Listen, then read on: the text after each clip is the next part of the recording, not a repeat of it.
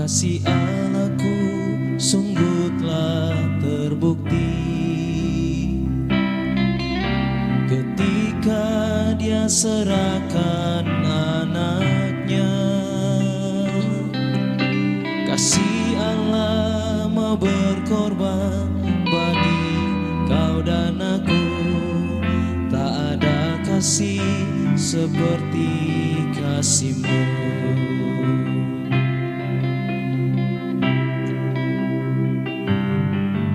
Kasih Allahku sungguh telah terbukti ketika Dia serahkan anaknya. Kasih Allah mau berkorban bagi kau dan aku. Tak ada kasih seperti kasih-Mu. Bersyukur, bersyukur, bersyukurlah, bersyukur karena kasih setia-Mu. Ku sembah, ku sembah, ku sembah dan ku sembah. Selama hidupku ku sembah Kau Tuhan.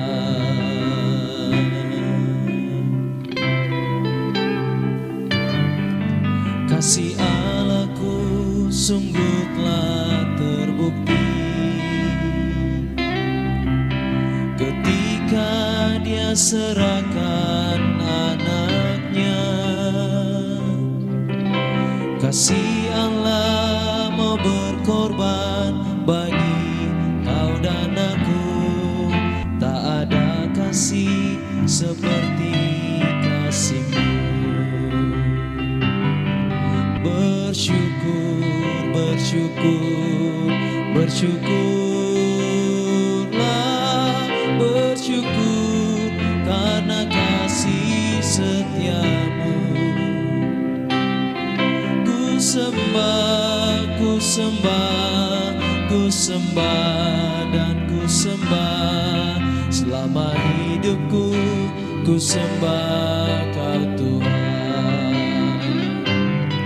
Bersyukur, bersyukur, bersyukurlah, bersyukur karena kasih setia-Mu. Ku sembah, ku sembah, ku sembah dan ku sembah. Selama hidupku ku sembah Kau Tuhan. Selama hidupku ku sembah Kau Tuhan. Selama hidupku ku sembah Kau Tuhan.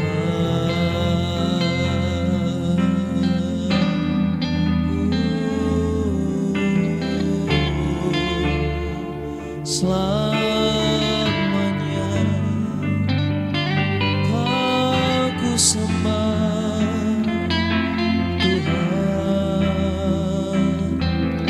Haleluya, Yesus. Selamanya Kau yang layak ku tinggikan, ku agungkan. Besar Tuhan, besar kuasa-Mu. Haleluya.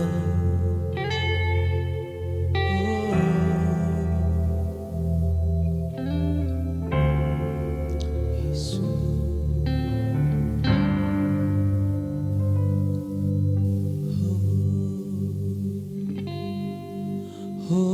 Hosana,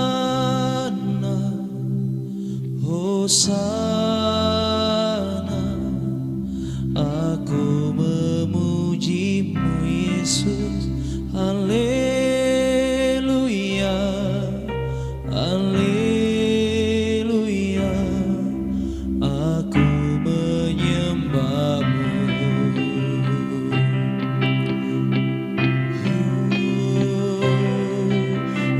Hosana,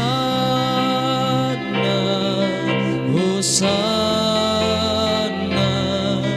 aku memujimu Yesus, haleluya, haleluya, aku menyembahmu.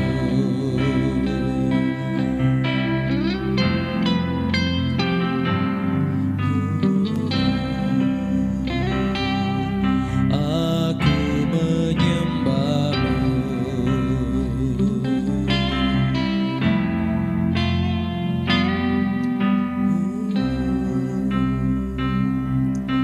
Aku menyembahmu.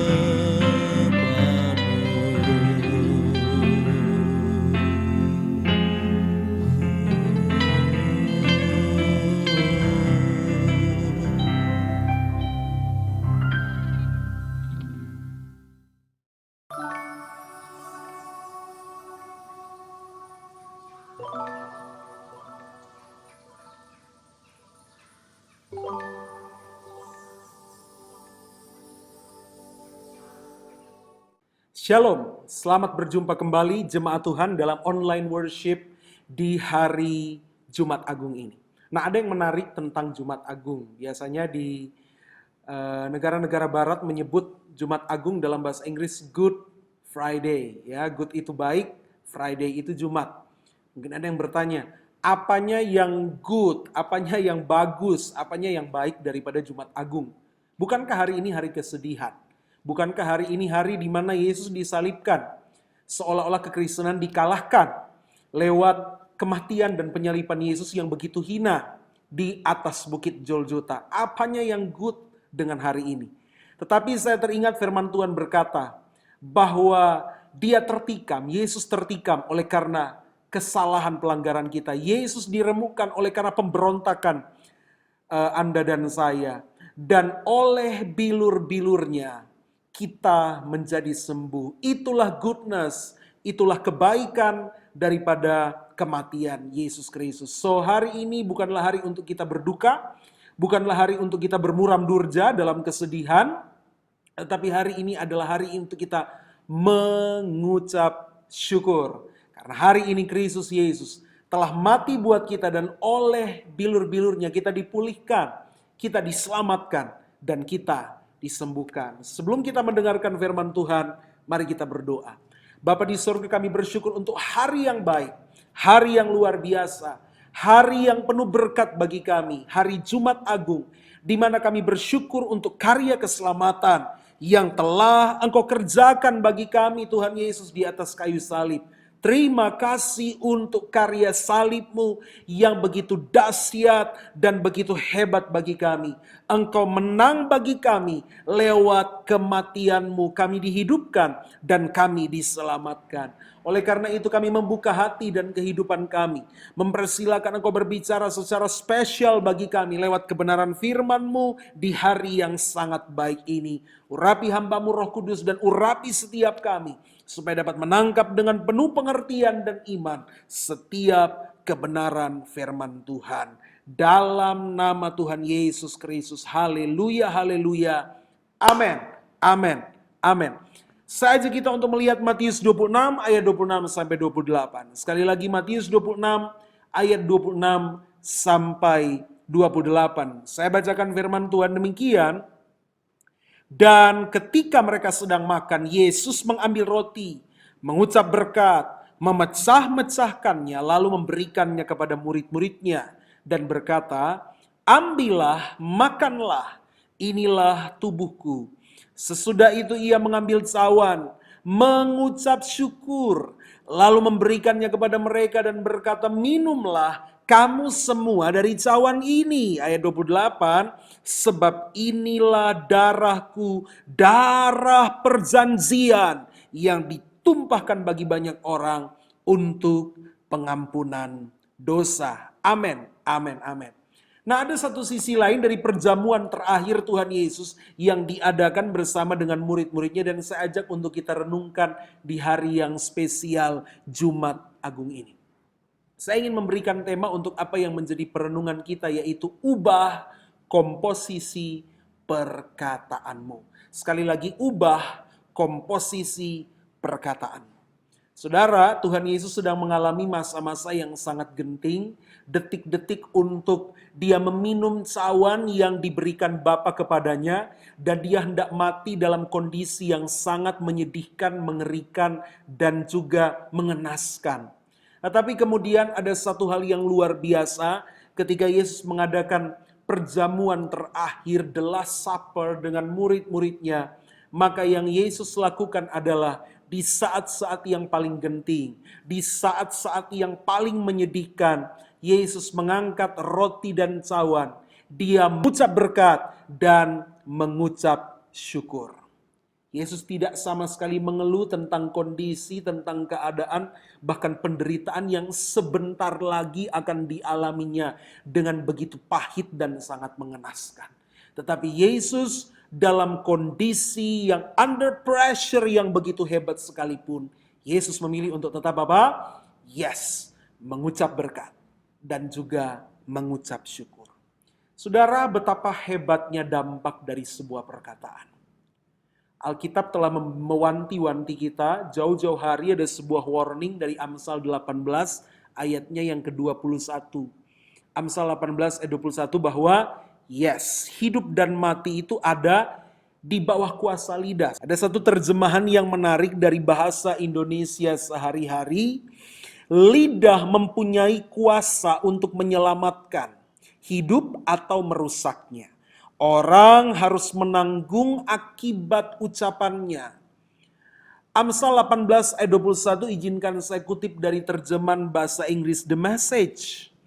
Dikatakan begini, words kill, words give life. They are either poison or fruit, you choose. Atau kira-kira saya terjemahkan bebas, perkataan itu membunuh, perkataan menghidupkan, perkataan bisa menjadi racun atau buah. Anda dan sayalah yang menentukannya. Yesus tahu the power of words. Yesus mengerti kuasa dari perkataan. Dalam keadaan yang paling menyedihkan sekalipun, Yesus tetap memilih untuk mengucap berkat dan juga mengucap syukur di dalam hidupnya. Keadaan yang Yesus alami adalah keadaan yang negatif.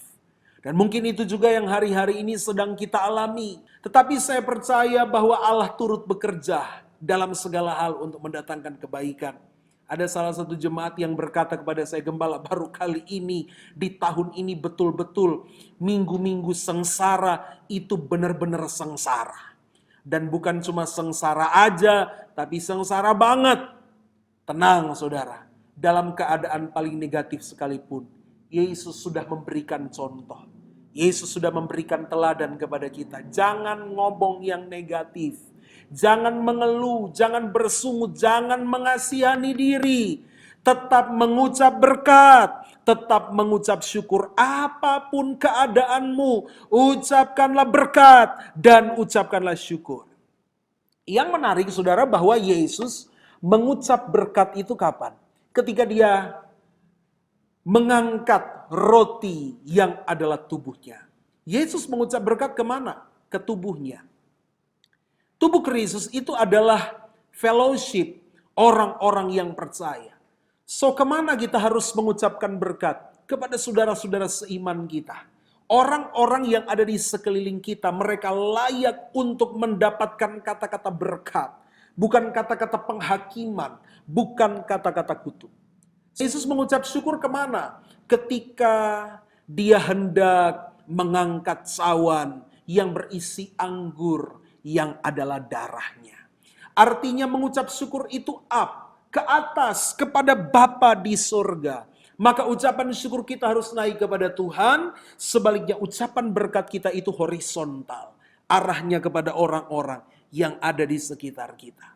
Perkataan-perkataan kita harus perkataan yang memberkati kepada tubuh Kristus, kepada orang-orang yang ada di sekeliling kita. So perkataan yang bagaimana yang membawa berkat? Izinkan saya berbagi beberapa hal, perkataan yang seperti apa yang membawa blessing atau membawa berkat. Ingat Efesus pasal yang keempat, ayat yang ke-29 berkata demikian. Janganlah ada perkataan kotor keluar dari mulutmu, tetapi pakailah perkataan yang baik untuk membangun di mana perlu, supaya mereka yang mendengarnya beroleh kasih karunia. Kasih karunia atau dalam bahasa lain blessing, berkat. Maka perkataan seperti apa yang membawa berkat? Saya catat di sini yang pertama, kita mengucapkan berkat melalui perkataan yang benar. Efesus 4 ayat 25, karena itu buanglah dusta dan berkatalah benar seorang kepada yang lain, karena kita adalah sesama anggota. Belajar untuk punya prinsip dalam hidup, jika ya katakan ya, jika tidak katakan tidak. Yang lebih dari itu setan pekerja, saudara. Anak-anak Tuhan tidak boleh suka bohong. Anak-anak Tuhan tidak boleh suka berdusta. Katakan no tipu, no bohong. No leo-leo. Kalau kita anak Tuhan harus berani ngomong yang benar dan tidak ada dusta. Coba kalau kita lagi mengikuti ibadah ini mungkin lagi dengan orang-orang serumah, coba tengok sebelah kiri kanan, bilang jangan ada dusta di antara kita. Amin, saudara. Yang kedua, perkataan yang membawa berkat itu adalah perkataan yang ramah. Amsal 15 ayat 26. Rancangan orang jahat adalah kekejian bagi Tuhan, tetapi perkataan yang ramah itu suci. Apa yang dimaksud perkataan yang ramah? Perkataan yang ramah itu artinya perkataan yang memberikan motivasi. Banyak orang kerjanya kritikan doang. Ya, mengkritik tuh banyak. Padahal bukan berarti kita tidak boleh mengkritik, saudara. Tetapi mengkritisi dan memotivasi itu harus balance, itu harus seimbang. Teguran dan dorongan itu harus seimbang, saling melengkapi, tidak boleh berat di sebelah. Saudara, dunia sekarang lagi butuh motivasi. Orang-orang manusia dengan keadaan yang seperti kayak gini nih sekarang ini, orang lagi butuh motivasi dan orang bisa bayar mahal untuk psikolog, motivator hanya untuk mendengar kata-kata yang mendorong, kata-kata yang menyemangati. Tetapi bukankah kita adalah anak-anak kerajaan surga di mana Allah kita adalah motivator ulung? Dan di dalam Kristus Yesus firman Tuhan berkata, Yohanes 6:63, perkataan-perkataan yang kukatakan itu adalah roh yang menghidupkan. Wow. Dan roh yang sama itu ada di dalam kita. So perkataan kita harus memberikan semangat, harus memberikan support. Kata-kata iman, word of faith. Firman itu dekat kepadamu di mana? Di mulutmu dan juga di dalam hatimu, itulah firman iman yang harus ada di dalam setiap kita. Jangan kata-kata kita, aduh saudara, saya dengar ada orang tua kalau marah DP anak, dasar anak setan. DP anak balas, no papa dan apa. Nah itu, saudara. Apalagi sekarang ada yang istilah-istilah kalau orang Manado tuh, ajudan setan katanya. CB setan besar. Mungkin ada suami istri yang lagi mengikuti online worship ini, coba bilang kepada suami, kepada istrimu, apapun yang terjadi, orang akan bisa lewati semua pergumulan ini bersama-sama. Coba bilang kepada istrimu, bapak-bapak, kau biar godek tapi fasung. Nah, saudara ya, katakan perkataan yang positif. Sekarang balas kepada suami, Pak, biar nggak gigi tunggak tapi tetap fasung. Amin, saudara. Perkatakan perkataan-perkataan yang memotivasi, itulah perkataan yang ramah. Yesaya 50 ayat 4 berkata, Tuhan Allah telah memberikan kepadaku lidah seorang murid, supaya dengan perkataan aku dapat memberi semangat baru. Coba katakan sama-sama, semangat baru. Coba ulang. Semangat baru. Yes, amin. Perkataan-perkataan kita harus bisa memberi semangat baru.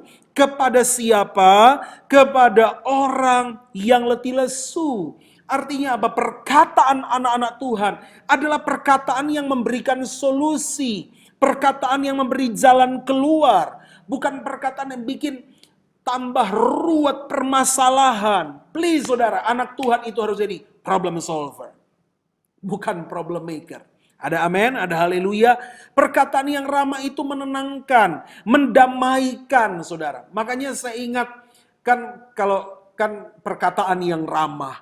Kata ramah itu biasa kalau di Indonesia kita sambung dengan kata tamah, atau ramah tamah. Ramah tamah itu artinya apa? Makang sampai kenyang. Malah di tempat lain makang sampai lelah. Asal jangan makang sampai bodoh, ya. Nah, saudara, ramah tamah artinya perkataan kita, perkataan yang ramah itu perkataan yang mengenyangkan. Perkataan di mana orang mendengarnya, mereka dihibur, mereka diberikan dorongan, mereka diberikan kelegaan. Bukan perkataan yang bikin orang tersinggung, bukan perkataan yang bikin orang marah, bukan perkataan yang bikin orang ketakutan. Hari-hari ini saudara, saya sendiri aja seringkali malas buka FB atau berita karena semua penuh dengan hal-hal yang menakutkan, saudara. Bahkan seringkali ada berita-berita online DP judul, aduh baru mau baca aja bikin takut. Mengerikan, gitu ya, mengerikan, jumlah korban makin bertambah. Waduh, ini kan dunia ini sudah penuh dengan hal-hal yang menakutkan. So kita anak-anak Tuhan harus perkataan yang menyejukkan, perkataan yang menenangkan, memberi dorongan, memberikan support. Lalu bagaimana kita mengucapkan berkat? Lewat perkataan yang tepat. Amsal 15 ayat 23 berkata, alangkah baiknya perkataan yang tepat pada waktunya. Perkataan yang benar belum tentu tepat, tetapi perkataan yang tepat sudah pasti benar. Seringkali perkataan kita, saudara, ya perkataan itu harus tepat. Tepat itu artinya benar kontennya dan juga timingnya. Karena seringkali kan di dunia ini kita mengenal ada begitu banyak sekali bahasa. Misalnya contoh, orang Manado. Mau dan mau itu sama hurufnya. Tetapi itu bisa beda arti. Mau dan mau. Nah itu bisa beda jauh artinya. So perkataan kita harus tepat. Artinya kontennya benar, timingnya juga. Seringkali apa yang kita omongkan itu sudah betul. Cuman timingnya yang kurang tepat. Makanya firman Tuhan berkata, hendaklah kamu cepat mendengar, tetapi lambat untuk berkata-kata, dan juga lambat untuk marah. Lambat berkata-kata bukan artinya secara hurufiah, artinya tempo kalau kita ngomong mesti pelan-pelan. Contoh kalau kita khotbah misalnya, saudara-saudara, ada haleluya. Nah kalau begitu kapan kita mau kelar khotbah? Maksudnya adalah kita tahu kapan harus ngomong dan kapan harus diam. Tidak selamanya diam itu berarti kita bodoh, saudara. Seringkali orang bijaksana menunjukkan kebijaksanaan dengan apa? Menahan diri untuk berbicara. Makanya ada pepatah Jawa berkata begini, sing waras ngalah, sing ora ngalah sableng. Yang artinya orang waras pasti mengalah, menahan diri. Orang yang tidak mengalah itu orang sableng, saudara. Ya, mari kita belajar menahan diri. Perkataan-perkataan kita harus bukan cuma benar, tetapi juga tepat. Itulah ucapan berkat. Nah, tetapi Yesus bukan hanya mengucap berkat, tetapi Yesus juga mengucap syukur. Dalam penderitaannya Yesus tidak ngomel, tidak bersungut, tidak mengeluh. Dia mengucap syukur kepada Bapa untuk penderitaannya, karena dikatakan Yesus ketika dia mengangkat cawan yang berisi anggur yang adalah darahnya, Yesus mengucap syukur. Tidak ada orang, saudara, yang lagi kesakitan berdarah-darah kon dia tertawa, hahaha, saya kesakitan. Tidak ada, saudara. Yang namanya berdarah pasti sakit. Tetapi Yesus mengucap syukur untuk darahnya. Artinya dalam penderitaan terberat, Yesus memilih mengucap syukur. Apa sikap orang yang bersyukur? Yang pertama, orang yang bersyukur itu mengampuni ketimbang mendendam dan membenci. Matius 26 ayat 21 berkata begini, ketika mereka sedang makan, ia berkata, aku berkata kepadamu sesungguhnya seorang di antara kamu akan menyerahkan aku. Ayat 23, Yesus menjawab, dia yang bersama-sama dengan aku menselupkan tangannya ke dalam pinggan ini, dialah yang akan menyerahkan aku. Nah perhatikan ayat 25, Yudas yang hendak menyerahkan dia itu menjawab, katanya, bukan aku ya Rabi, kata Yesus kepadanya, engkau telah mengatakannya. Wow, tenang sekali jawaban Yesus. Padahal so tahu-tahu memang Yudas yang akan menyerahkan dia. Dan Yudas berkata kepada Yesus, bukan aku ya Rabi. Aduh saudara, coba kalau torang ada di posisi Tuhan Yesus saat itu. Torang tahu memang ini orang ini yang hianati patorang. Gimana reaksi Anda? Oh, pasti akan mencak-mencak. Itu darah di kaki langsung muncrat pindah di kepala. Songan aku ini tak salah di situ langsung paf pada dia langsung tampeleng. Tapi reaksi Yesus luar biasa. Daripada marah, geram, Yesus bisa menjawab dengan tenang. Engkau sendiri mengatakannya. Ini bicara hati Yesus, hati pengampun. Hati Yesus bukan hati pendendam. Biarlah di momen Jumat Agung ini kita teladani hatinya Yesus. Orang yang mengucap syukur, dia akan selalu memilih mengampuni ketimbang membenci dan mendendam. Saudara, seandainya kan Yudas ini akhirnya mati dengan cara yang sangat mengenaskan. Dia mengakhiri hidup dalam sebuah rasa bersalah yang begitu dalam. Nah, ada kelompok tertentu yang menganggap Yudas ini hero, saudara. Yudas ini pahlawan. Kalau tidak ada Yudas, kata Tuhan Yesus tidak mati di salib. Salah sekali itu pemahaman itu. Ya, namanya Yudas itu pengkhianat, sekali pengkhianat tetap pengkhianat, saudara. Jangan bilang Yudas itu pahlawan. Tetapi oke, kita melihat bahwa Yudas ini pengkhianat. Tapi seandainya ceritanya lain. Misalnya contoh, Yudas akhirnya sadar. Dia sudah terlanjur mengkhianati Yesus, tetapi di akhir daripada peristiwa penyalipan itu, misalnya tiba-tiba Yudas datang ke Tuhan Yesus. Tuhan Yesus, ampun dang kita so berkhianat, so jual Pak Tuhan Yesus. Dengan 30 keping uang perak itu, Tuhan Yesus ampun dang Pak kita. Sekarang saya mau bertanya, apakah Yesus akan mengampuni dia? Saya yakin pasti Yesus akan ampun.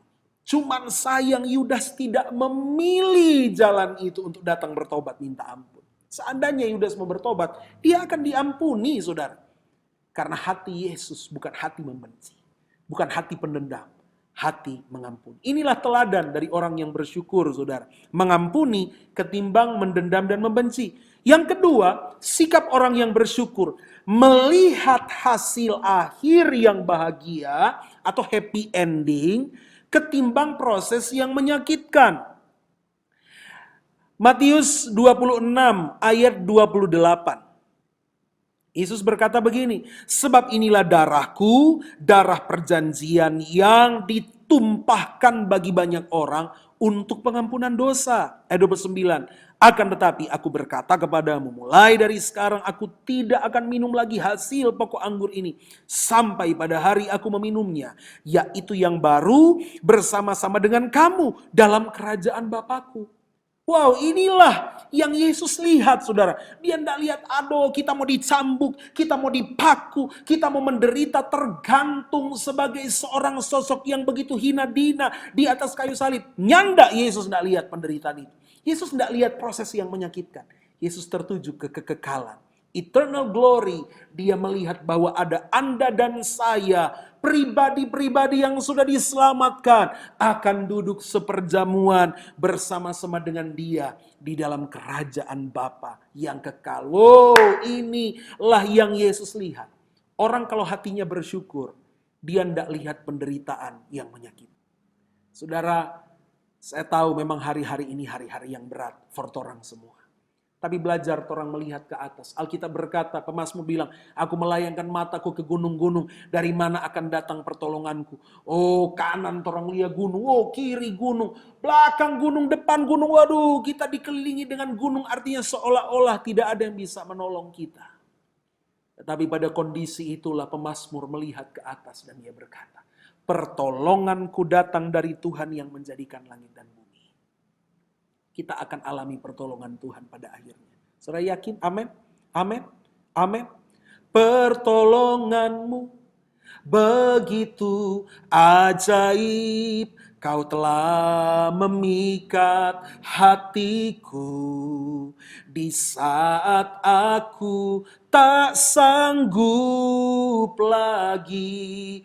Di situ tanganmu bekerja.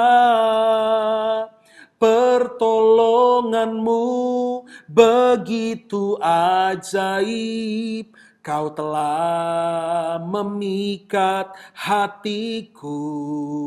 Kini mataku tertuju padamu, ku rasakan kasih-Mu Tuhan. Percaya saudara, keadaan seberat apapun yang orang lagi alami hari-hari ini, akan ada pertolongan Tuhan.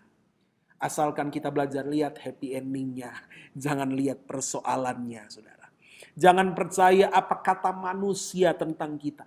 Apa ramalan manusia tentang kita. Waduh, kalau baca berita belakangan ini, katanya krisis ekonomi ini akan berkepanjangan. Katanya wabah ini wabah 100 tahun sekali dan akan panjang sekali, akan bisa berbulan-bulan sampai 1 tahun ke depan. Aduh saudara, itu ramalan-ramalan yang bikin kita jadi takut, bikin kita jadi stres, bikin kita jadi tertekan, apalagi dengan keadaan sekarang yang sudah serba sulit.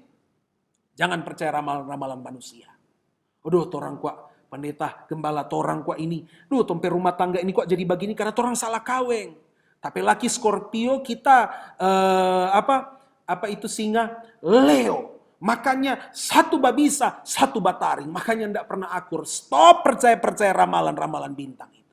Itu menyesatkan, itu pekerjaan iblis yang mendustai, menipu kita. Pendeta torang kok ini satu rumah ini. Kita kan babi, tapi istri tikus, tapi anak-anak ular dan kelinci. Itu kita mau sambung, kiapa nak satu kali tambah gajah dan jerapah, semua jadi ragunan, saudara. Habis percaya ramalan-ramalan, stop percaya ramalan manusia. Kita belajar percaya apa kata Tuhan, apa kata firman Tuhan.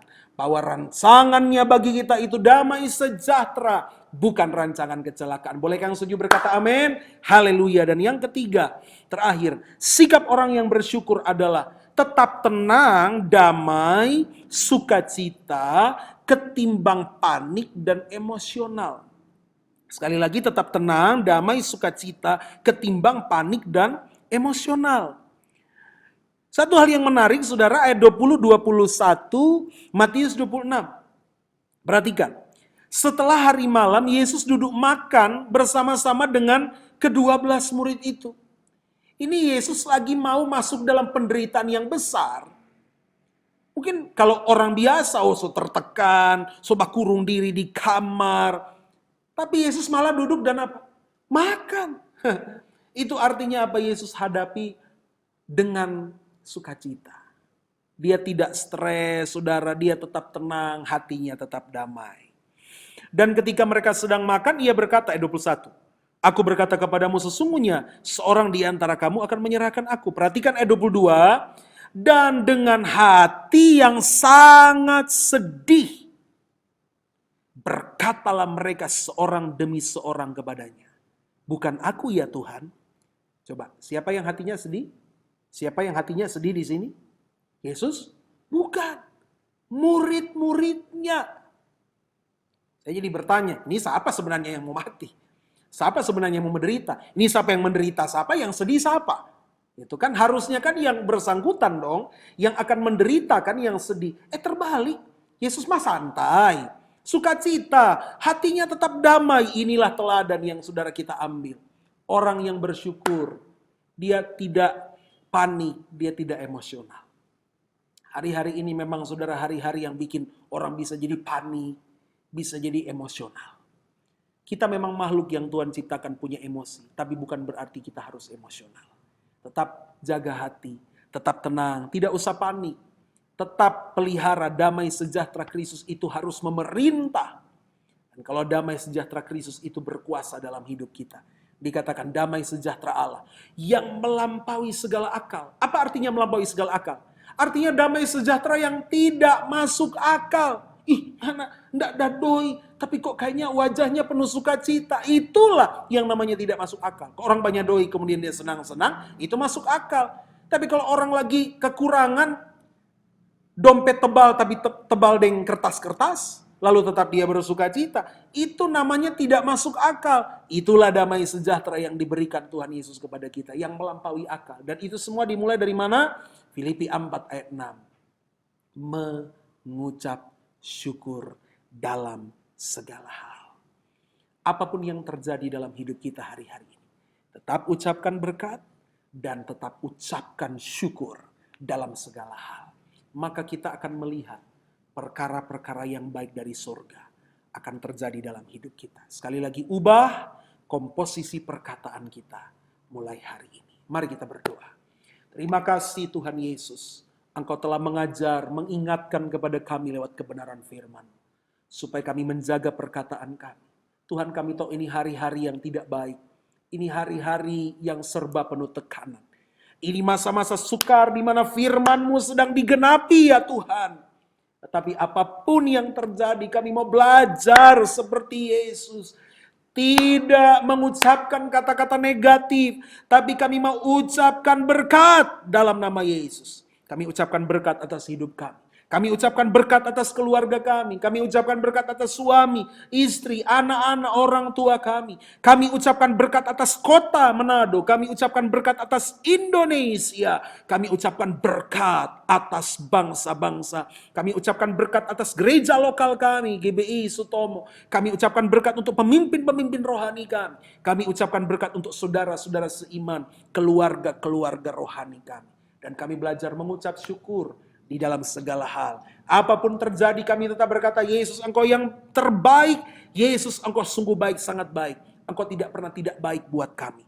Apapun terjadi kami tetap berkata terima kasih Yesus. Engkau baik dalam hidup kami. Terpujilah Tuhan, bersyukur untuk firman-Mu. Haleluya, haleluya. Amin, amin, amin. Tuhan Yesus memberkati saudara lewat kebenaran firman Tuhan. Siapkan hati kita, sesaat lagi kita akan masuk dalam perjamuan kudus. Tuhan Yesus memberkati.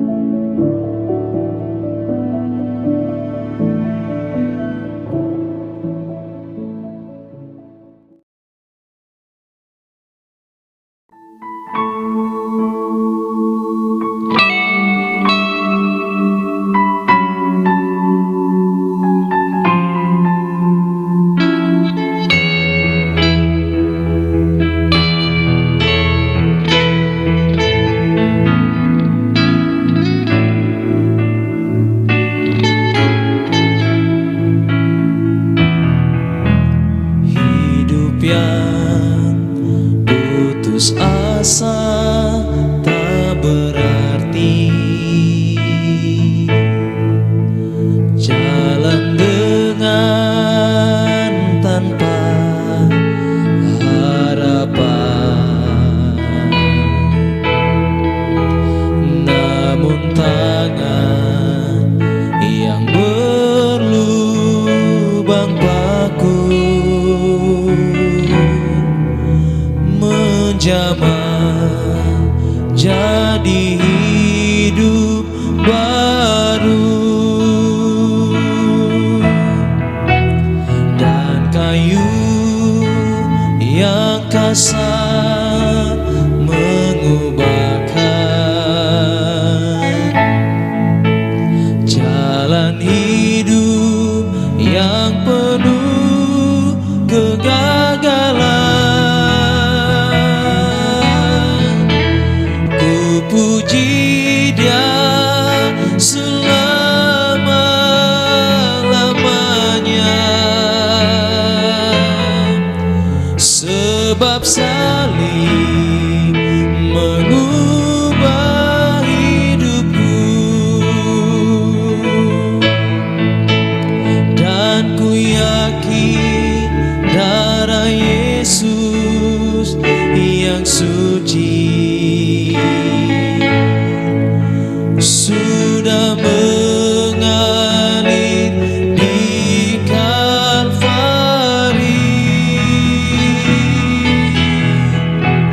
Bila zaman berlalu, dunia menderu, ku tetap pegang salib itu.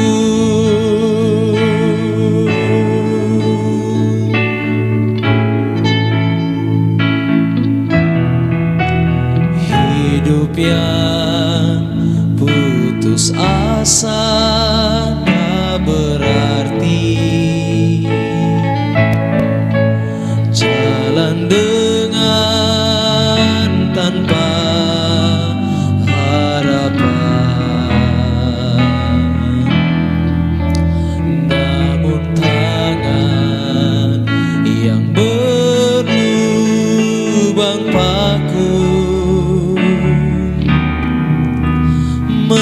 menjamah jadi hidup baru,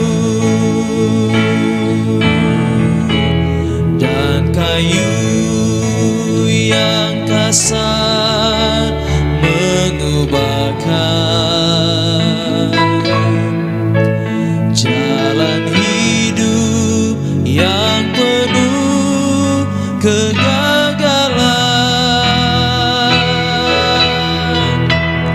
Ku puji Dia selama-lamanya,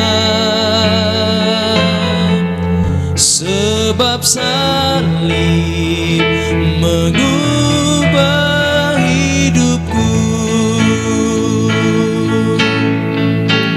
dan ku yakin darah Yesus yang suci sudah mengalir di Kalvari.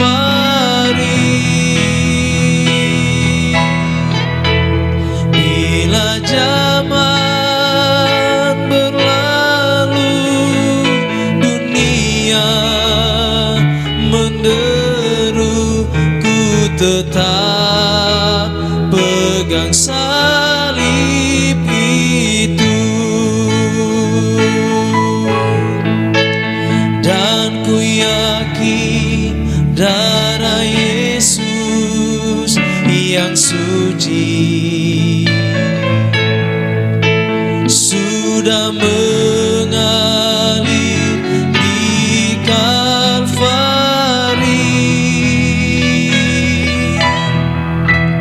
Bila zaman berlalu, dunia menderu, ku tetap pegang salib itu, ku tetap pegang salib itu.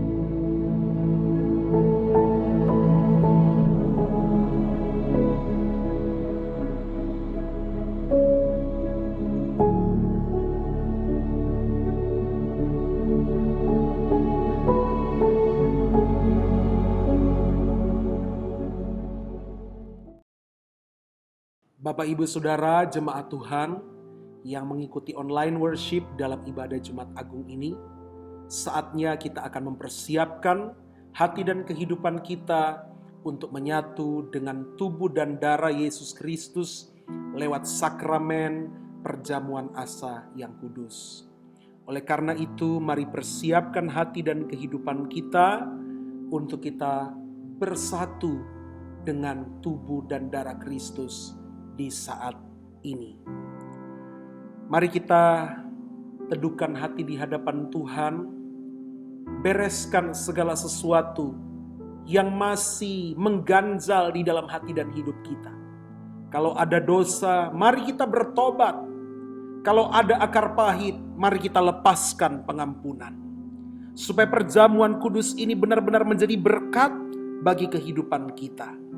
Kalaupun ada di antara kita mungkin sudah jauh dari Tuhan, maka inilah kesempatan bagi kita untuk bertobat, berbalik, membuat komitmen baru dengan Yesus Kristus lewat momentum Jumat Agung perjamuan kudus ini.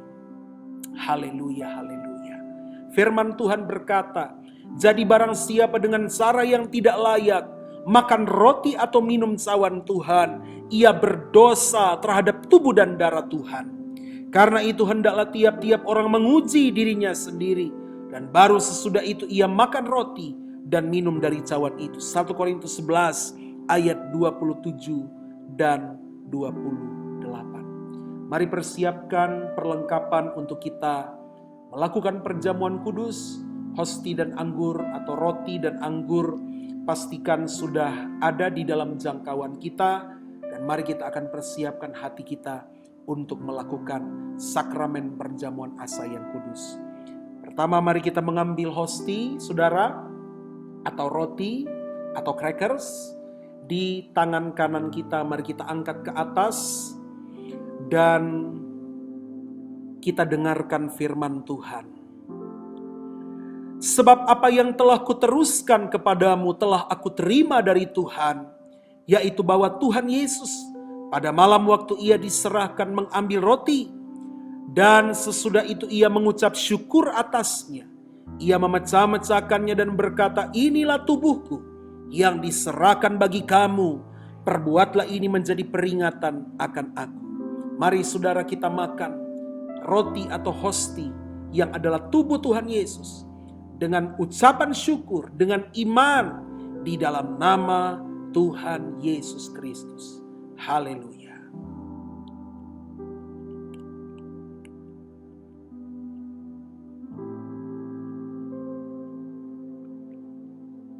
Mari kita mengucap syukur, katakan terima kasih Tuhan Yesus untuk tubuhmu yang sudah terpecah bagi kami. Haleluya.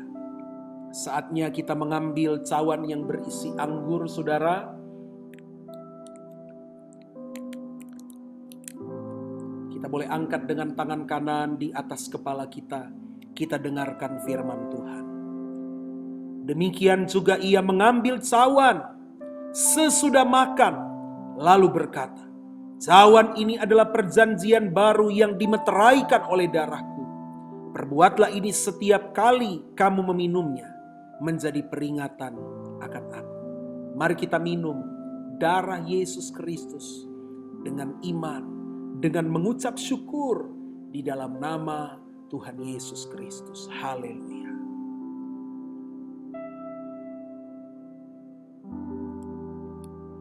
Mari saudara, beberapa saat kita mengucap syukur kepada Tuhan Yesus. Katakan terima kasih Tuhan Yesus untuk tubuhmu yang sudah terpecah, untuk darahmu yang sudah tertumpah. Terima kasih Tuhan Yesus untuk karya salibmu, untuk pengorbananmu yang sudah menyelamatkan kami. Terima kasih Tuhan Yesus, dengan apa kami balas kasih-Mu, kebaikan-Mu dalam hidup kami. Selain kami mempersembahkan seluruh tubuh, jiwa, dan roh kami sebagai persembahan yang hidup, yang kudus dan berkenan kepadamu. Dalam nama Tuhan Yesus Kristus, Tuhan lawat kami semua pada saat ini. Lewat kuasa perjamuan kudus ini, kami percaya kami yang sakit disembuhkan, kami yang lemah dikuatkan, kami yang susah hati kami dihiburkan, kami yang terikat dibebaskan, kami yang sedang terluka kami mengalami pemulihan. Kami terima sesuatu yang baru, dan kami percaya hari ini adalah awal dari sesuatu yang luar biasa. Tuhan akan kerjakan bagi kami. Terima kasih Tuhan Yesus. Di dalam nama Tuhan Yesus kami bersyukur berdoa. Haleluya, haleluya, haleluya. Amin, amin, amin. Demikian kita telah melaksanakan sakramen perjamuan kudus. Biarlah perjamuan kudus ini membawa berkat bagi setiap kita di hari Jumat Agung ini. Puji Tuhan.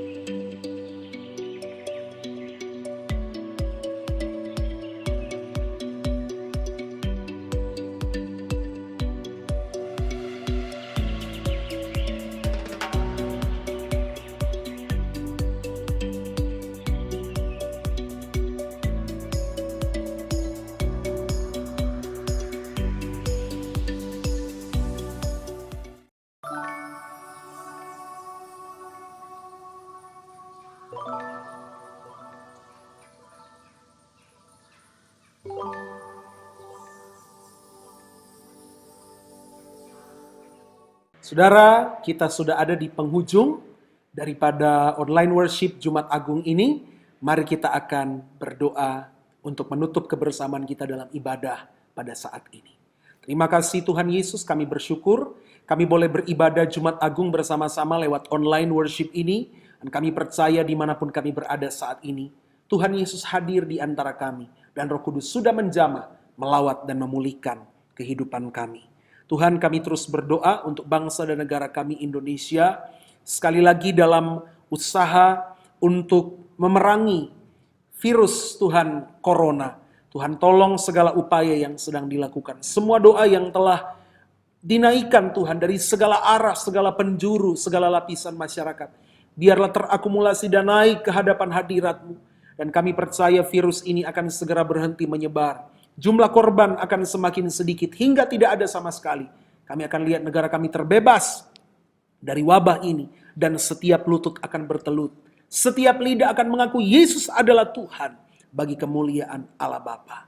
Terima kasih Tuhan Yesus. Semua gereja-gereja yang beribadah merayakan Jumat Agung dan Paskah di seluruh muka bumi ini. Bahkan di seluruh bangsa kami. Bahkan di seluruh kota kami Manado, Sulawesi Utara. Biarlah di sana ada lawatan Tuhan dan berkat-berkat-Mu bagi setiap orang yang mencari wajah-Mu dengan segenap hati kami di rumah kami masing-masing. Terima kasih Tuhan Yesus. Mari jemaat Tuhan, angkatlah tanganmu dan bukalah kedua tanganmu dan terutama bukalah hatimu di hadapan Tuhan. Aminkan setiap perkataan berkat yang diucapkan atas hidup kita. Tuhan Yesus menyertai, memberkati dan melindungi engkau. Tuhan Yesus menyinarimu dengan wajah-Nya dan melimpahkan kasih karunia-Nya. Tuhan Yesus senantiasa menghadapkan wajah-Nya kepadamu dan memberikan engkau damai sejahtera. Terimalah berkat dan jadilah berkat di dalam nama Tuhan Yesus Kristus. Saudara, mari kita berdoa doa yang diajarkan Tuhan Yesus kepada kita. Doa Bapa kami. Bapa kami yang di sorga, dikuduskanlah namamu. Datanglah kerajaan-Mu, jadilah kehendak-Mu di bumi seperti di sorga. Berikanlah kami pada hari ini makanan kami yang secukupnya. Dan ampunilah kami akan kesalahan kami, seperti kami juga mengampuni orang yang bersalah kepada kami. Dan jangan bawa kami ke dalam pencobaan, tetapi lepaskan kami daripada yang jahat. Sebab Engkau-lah yang mempunyai kerajaan dan kuasa dan kemuliaan sampai selama-lamanya. Haleluya, haleluya, haleluya. Amin, amin, amin. Sampai kita akan berjumpa lagi dalam ibadah Paskah. Tuhan Yesus memberkati setiap kita. Haleluya.